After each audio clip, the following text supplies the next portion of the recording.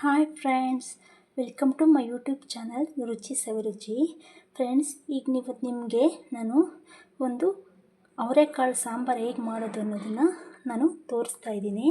So ಇದು ಮುದ್ದೆ ಜೊತೆಗೆ ಅನ್ನದ ಜೊತೆಗೆ ತಿನ್ನೋದಕ್ಕೆ ತುಂಬಾ ಚೆನ್ನಾಗಿರುತ್ತೆ. ಸೊ ಇದನ್ನು ಹೇಗೆ ಮಾಡೋದು ಅಂತ ನಾವು ನೋಡ್ಕೊಂಬರೋಣ ಬನ್ನಿ.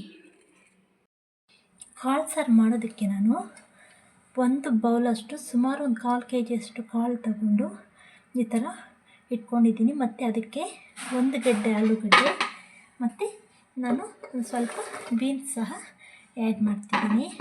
ಬೀನ್ಸ್ ಹಾಕಬೇಕು ಅಂತ ಏನಿಲ್ಲ, ನಮ್ಮ ಮನೇಲಿ ನಮ್ಮ ಹಸ್ಬೆಂಡ್ಗೆ ಏನಾದರೂ ಒಂದು ವೆಜಿಟೇಬಲ್ ಹಾಕಿದ್ರೇ ಅವ್ರಿಗಿಷ್ಟ. ಸೊ ಅದಕ್ಕೆ ನಾನು ಸ್ವಲ್ಪ ಬೀನ್ಸು ಹಾಕ್ತಿದ್ದೀನಿ. ನಿಮ್ಗೆ ಬೇಕಾದರೆ ನಿಮ್ಗೆ ಇಷ್ಟ ಬಂದಿದ್ದ ತರಕಾರಿ ಇದಕ್ಕೆ ಆ್ಯಡ್ ಮಾಡ್ಕೊಬೋದು.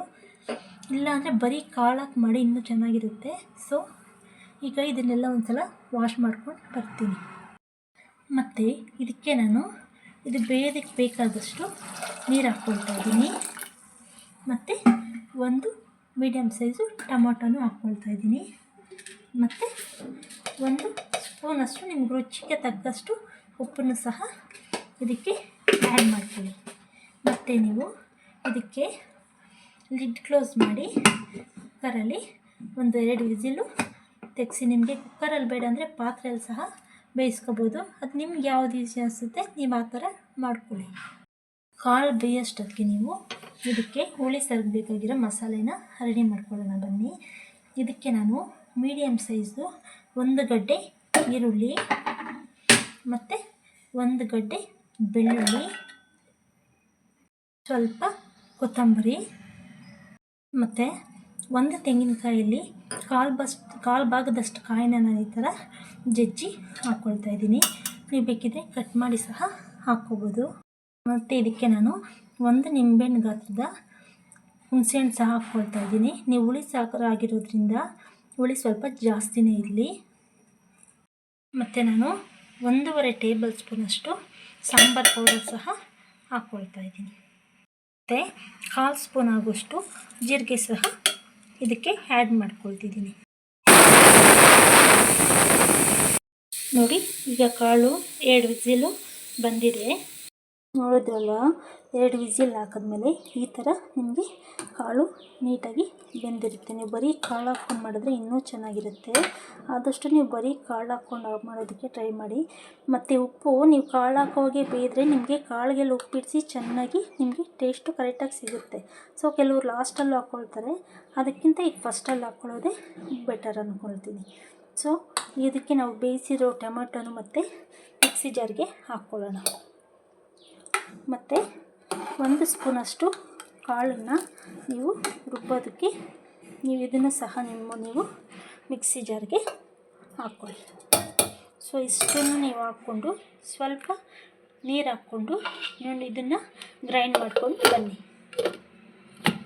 ನೋಡಿ, ನೀವು ಈ ಥರ ಗ್ರೈಂಡ್ ಮಾಡಿದಾದಮೇಲೆ ಇದನ್ನು ನೀವು ಕುಕ್ಕರ್ಗೆ ಇದನ್ನು ಆ್ಯಡ್ ಮಾಡ್ಕೊಳ್ಳಿ. ಈ ಥರ ನೀವು ಕರೆಕ್ಟಾಗಿ ಕಲಿಸ್ಕೊಳ್ಳಿ. ನೀರು ನೀವು ಫಸ್ಟೇ ಕರೆಕ್ಟಾಗಿ ಇಟ್ಟಿದ್ದರೆ ಪರವಾಗಿಲ್ಲ, ಅದಕ್ಕೆ ಹಾಕ್ಕೊಳ್ಳಿ. ಅಥವಾ ನೀವು ನೀರು ಸ್ವಲ್ಪ ಜಾಸ್ತಿ ಇಟ್ಟಿದ್ದೀವಿ ಅಂದರೆ ನೀರು ಮೊದಲೇ ಸ್ವಲ್ಪ ತೆಗೆದು ಪಕ್ಕಕ್ಕೆ ಇಟ್ಕೊಂಡು ಮತ್ತೆ ನೀವು ಮಸಾಲೆ ಹಾಕಿ. ಮತ್ತು ಇದಕ್ಕೆ ನಾವು ಫಸ್ಟೇ ಉಪ್ಪು ಹಾಕಿರೋದ್ರಿಂದ ಇದಕ್ಕೆ ನಾವು ಉಪ್ಪೇನೂ ಆ್ಯಡ್ ಮಾಡ್ತಿಲ್ಲ. ನಾವು ಇದಕ್ಕೆ 1/4 ಟೀ ಸ್ಪೂನಷ್ಟು ಅರಿಶಿನ ಪುಡಿನ ಆ್ಯಡ್ ಮಾಡ್ತಿದ್ದೀನಿ. ಇದನ್ನು ಒಲೆ ಮೇಲಿಕ್ಕಿ ಚೆನ್ನಾಗಿ ಒಂದು 10 ನಿಮಿಷ ಚೆನ್ನಾಗಿ ಕುದಿ ಬರೋ ತನಕ ಚೆನ್ನಾಗಿ ನೀವು ಕಾಯಿಸಿದ್ದಕ್ಕೆ ಲಿಡ್ಡೇನು ಕ್ಲೋಸ್ ಮಾಡೋದು ಬೇಕಿಲ್ಲ. ಸುಮ್ಮನೆ 1 ಸ್ಪೂನ್ ಈ ಥರ ಇಟ್ಟು ಮತ್ತು ಅದೇ ಕ್ಯಾಪ್ನ ಇಲ್ಲ ಒಂದು ಪ್ಲೇಟ್ನ ಈ ಥರ ಕ್ರಾಸ್ ಮಾಡಿ ಇಟ್ಟರೆ ಸಾಕು.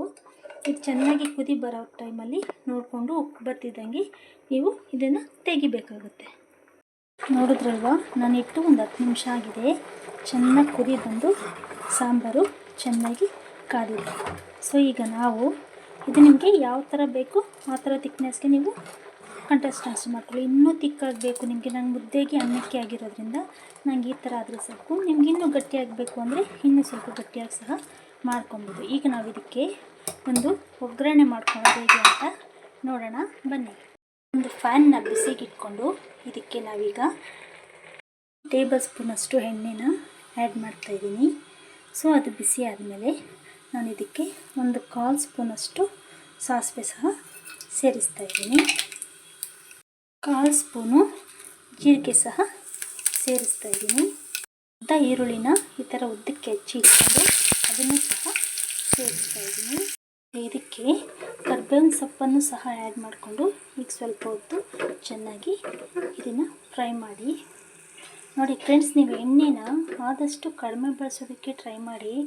ಯಾಕೆಂದರೆ ಎಣ್ಣೆ ತುಂಬ ತಿನ್ನೋದ್ರಿಂದ ಹೆಲ್ತ್ ಪ್ರಾಬ್ಲಮ್ಸು ಜಾಸ್ತಿನೇ. ಸೊ ನೀವು ಕೆಲವೊಂದು ಐಟಮ್ಸ್ಗೆ ಎಣ್ಣೆ ಬೇಕೇ ಬೇಕಾಗುತ್ತೆ.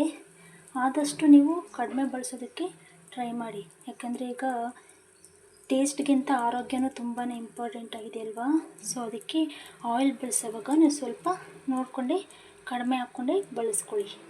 ಈಗ ನಾನು ಈ ಒಗ್ಗರಣೆನ ಡೈರೆಕ್ಟು ಸಾಂಬಾರಿಗೆ ಹಾಕ್ಕೊಂಡಿದ್ದೀನಿ. ಹಾಕ್ಕೊಂಡು ಮತ್ತೇನು ಒಲೆ ಮೇಲೆ ಇಡೋ ಅವಶ್ಯಕತೆ ಇಲ್ಲ.